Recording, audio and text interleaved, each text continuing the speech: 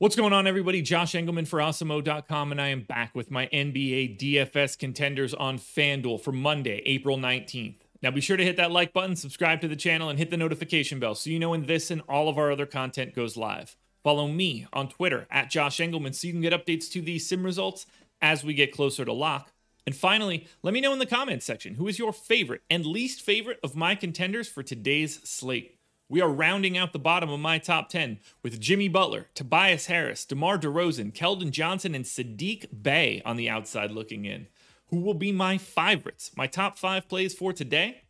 It's time to find out.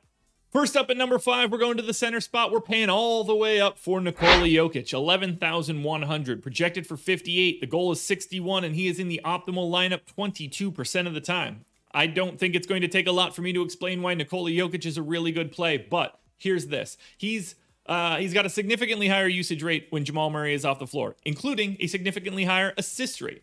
34 minutes, 1.7. The numbers are so high that I'm not used to saying them this way. I've got him projected for 1.7 fantasy points per minute in this game, 32% usage, 29 points, 10.5 boards, 9 assists. It's a slight pace up spot against Memphis, and I actually think it'll be slightly faster than that because Memphis is going to be without Joval today, and I'm just going to go out on a little bit of a limb. I think that makes this spot just a little bit better for NIKOLA JOKIC. I like Tillman a lot. Jokic is going to eat him for breakfast, lunch, and dinner today. Pay up for Jokic. Don't think twice. He looks fantastic. Next up at number 4, we're going to the shooting guard spot and grabbing $5,500 Josh Jackson. I've got him projected for 31. The goal is 41. He is in the optimal lineup 23% of the time. Now, Jackson gets the benefit of half of the Pistons team being out tonight. Jeremy Grant, Mason Plumlee, DSJ. I'm missing some others. They have 10 active bodies. So at 30 minutes, just north of a fantasy point per minute, he's the guy that soaks up the most amount of usage. So 28% usage, 18 points, 5 boards, 3 assists.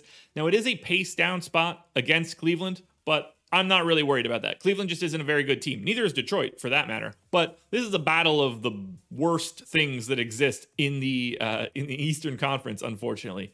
But for 5,500, for the amount of shots I expect Josh Jackson to take, you're just sort of hoping he's on a bit of a heater. And the slightly north of 1 fantasy point that we have him projected for is just a hot shooting day. Or maybe he falls into a couple steals because it's the Cavs.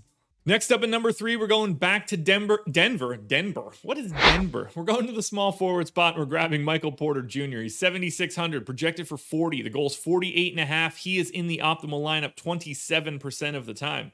Porter sees a big bump with no Jamal Murray. He becomes the second best player on this team. So 35 minutes, 1.15 fantasy points per minute. Above average usage at 23%, 23 real points, 9 boards. Now, he doesn't do a ton else, but 1.8 stocks is legitimate, especially on FanDuel. And again, we're getting a pace-up matchup against the Memphis Grizzlies. I think it'll be even faster than that once you take Joval off the floor. And I think it's just going to be a little bit easier for Michael Porter Jr. to work and get to the rim. So I love the combo of Porter and Jokic. I don't mind spending that salary at all. I think these two guys are going to soak up so much of the offensive load for the Nuggets that I don't mind getting there even at these salaries.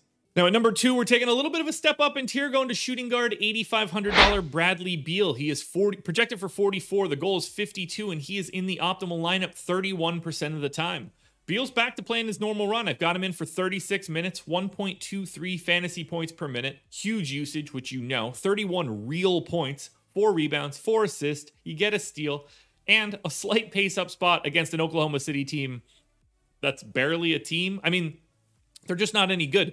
Washington is, let's just say Washington's the 9th best team in the East. They're double-digit favorites today against the Oklahoma City Thunder, if you need any sort of perspective. The Wizards just wax them here, or at least they should. It's a fantastic spot. There's no defense to be had on the OKC side. I like Beal quite a bit. I like Russ quite a bit. But Beal at 8,500 is a bargain. Now, before we get to that number 1 contender, one last reminder, hit the like button, subscribe to the channel, and hit the notification bell so you know when this and all of our other content goes live. Follow me on Twitter at Josh Engleman. It's the only place that you can get updates to my sim results as we get closer to lock. And then finally, head underneath this video into the comment section. I want to know your favorite contender. I want to know your least favorite contender. And I want to know the contender that you think should be on this list that you do not see. And finally, the number one contender for today's slate, power forward eligible Isaiah Stewart. He is 4,800, projected for 33. The goal's 38.5. Optimal lineup 32% of the time. Stewart's going to get the start. He's the starting center for the Pistons with no Mason Plumlee and no Jeremy Grant in there. He's just going to soak up the time. We see this happen regularly, but because Stewart is a power forward instead of a center, he flies to the top of this list. So I gave him 31 minutes, 1.06 fantasy points per minute. He's below average in usage, so it's only 13, but he soaks up the boards. 9.4 rebounds. You can get an assist or two, maybe a blocked shot or two. Slight pace down spot against Cleveland, but I love this spot. I think that Jared Allen and Kevin Love and all the other guys that can play at the 5 for the Cavs are good, but they're not defensively good. Well, Jared Allen's solid defensively. Kevin Love, not so much.